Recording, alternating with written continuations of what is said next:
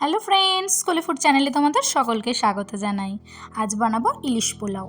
চলো, ইলিশ পোলাও বানানোর জন্য আমি চালটা খুব ভালোভাবে 500 গ্রাম চাল নিয়েছি আর খুব ভালোভাবে ধুয়ে আধ ঘন্টার জন্য ভিজিয়ে রেখেছি। ততক্ষণ আমরা মাছটা রেডি করে নিই। চলো দেখো, আমি বাটিতে একটা বড় সাইজ বাটি নিয়েছি, তাতে আমি 400 গ্রাম দই নিয়েছি, 350 থেকে 400 গ্রাম। এবার দেখো, আদা রসুনের পেস্ট নিলাম 3 চামচ। এবার পেঁয়াজটাও পেস্ট করে রেখেছি, সেটাও নিচ্ছি দেখো বড় চামচের 3 চামচ। কাঁচা লঙ্কা ঝালের জন্য নিচ্ছি কাঁচা লঙ্কা বাটা, কাশ্মীরি লঙ্কার গুঁড়ো 1 চামচ, জিরে গুঁড়ো 1 চামচ আর স্বাদ মতো নুন দিয়েছি। এবার দেখো, খুব ভালোভাবে দইয়ের সঙ্গে উপকরণগুলো মিক্স করে নেব। দেখো, উপকরণগুলো মিক্স করা হয়ে গেছে। এবার মাছগুলো এর সঙ্গে ভালোভাবে মেখে নেব মাছগুলো দিয়ে।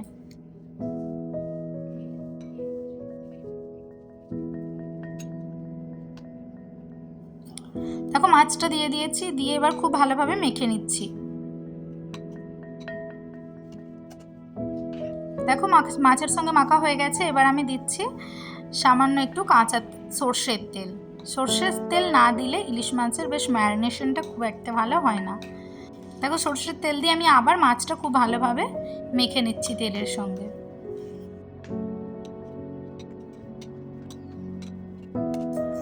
এবার কড়াইতে তেল দিয়ে দিলাম।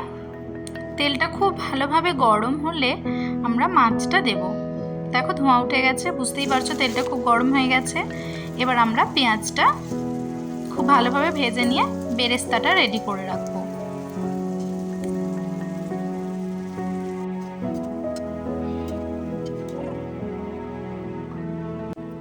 দেখো, পেঁয়াজটা খুব ভালোভাবে ভাজা হয়ে গেছে, আমি তুলে নিচ্ছি। পেঁয়াজটা তুলে নেওয়ার পর অনেকটা তেল থাকবে, অতটা তেল আমরা ব্যবহার করব না, আমরা অল্প একটু তেল তুলে নেব।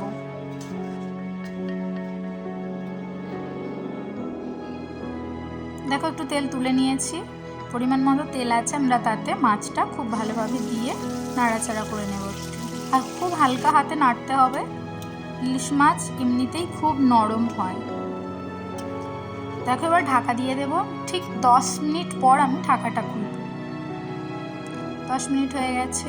এবার ঢাকাটা খুলে মাছটা একটু উল্টে দেব।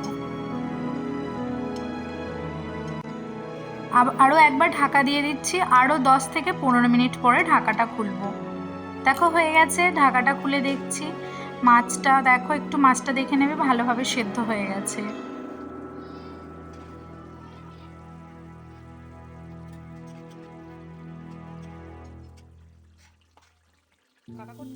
দেখো, মাছটা তুলে নিয়েছি, তবে আমি পোলাওটায় হলুদ ব্যবহার করিনি, তোমরা চাইলে হলুদ ব্যবহার করতে পারো।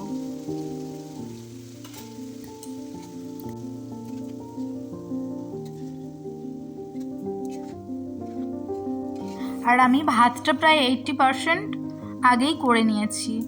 এবার ভাতটাই মশলাটার সঙ্গে দিয়ে খুব ভালোভাবে সাজিয়ে বেরেস্তা দিয়ে ইলিশ মাছগুলো এক এক করে উপরে সাজিয়ে দেব।